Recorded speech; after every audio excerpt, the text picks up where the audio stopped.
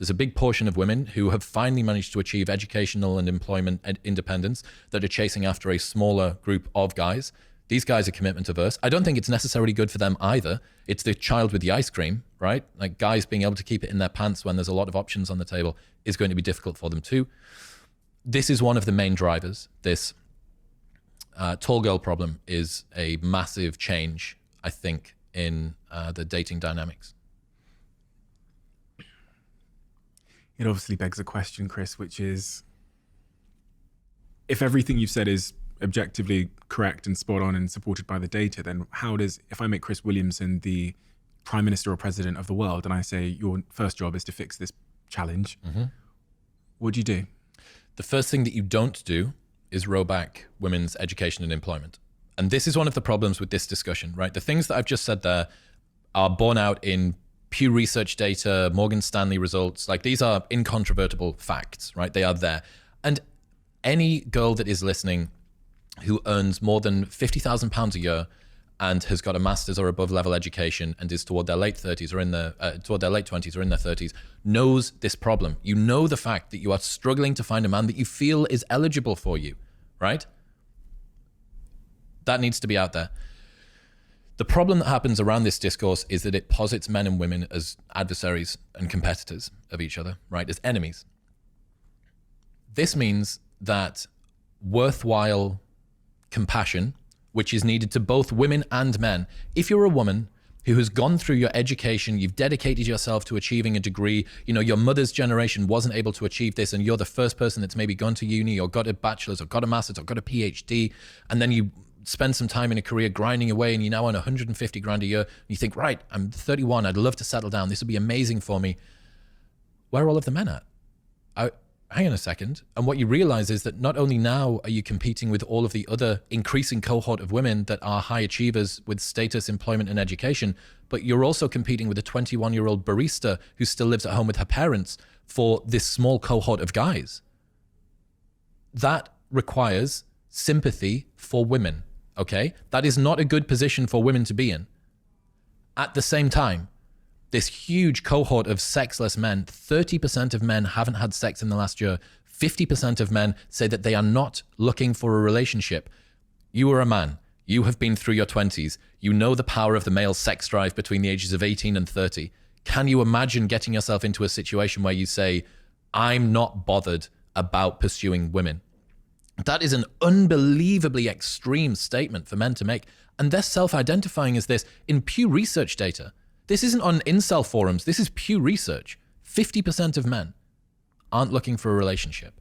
When they say aren't looking for a relationship, do they mean I'm not looking for a woman or I'm not looking for commitment? Not actively pursuing any kind of interaction with women. Oh, shit. Casual included. What? 50%. Here's the point, right? You asked about solutions. The first thing that we need to do is turn down the volume of adversarial nature between these two. Anybody that listens to those two stories, right, the plight of men and the plight of women in the modern dating world, and doesn't see it as, wow, that's fucked. That really, really sucks for both sexes. Men have it worse in some ways, women have it worse in different ways, right? This isn't a competition of like, oh, let's wave the flag of who's actually accumulated more victimhood points. The first thing that needs to happen before anything is the volume of the conversation needs to be turned down. We need to see the challenges that are faced by both sexes. The second thing that needs to be put out front is that there needs to be a way to raise men up without bringing women down, because it is very easy for you to say, okay, so women are out achieving men in education and employment. Let's just put the reins on them and then everything's going to be brought back. You go, look, I am not trying to roll back any of the gains that have been made by women over the last 50 years. But you do want to have eligible male partners, right? If the thermodynamics of attraction include the fact that women tend to want to date across and up in terms of status, employment, and education, you need to do something, right? Some of the things that you could look at doing in terms of solutions would be redshirting boys, so starting boys in school 1 year later. This is something that was put forward by Richard Reeves. The reason for this is that boys tend to mature less quickly than girls. if you were to start boys 1 year later in school, it would mean that they would be more effective at their age. They would be more mature mentally. That's one start. Another one that I think is probably more controversial, but would make a big impact, would be to stop derogating motherhood, right? To start pedestalizing motherhood again. There is a huge movement in certain corners of women's advice that any woman who decides to become a mother is essentially a second-class citizen. I don't think that that's true. I don't think that a woman that chooses to become a mother is a second-class citizen. But women often fear becoming just a mother, right? Or just a wife, or at worst, a domestic prostitute. And they flee from this specter of family life into the open arms of a corporate employer. And laughably, we call this process freedom. How can it be that the thing that most of us are grateful for, a great mother in our life, has now been derogated as some sort of it's like somebody's been rubed into a role that the patriarchy always wanted them to do, right? There was an article a little while ago that said maternal instinct is a myth.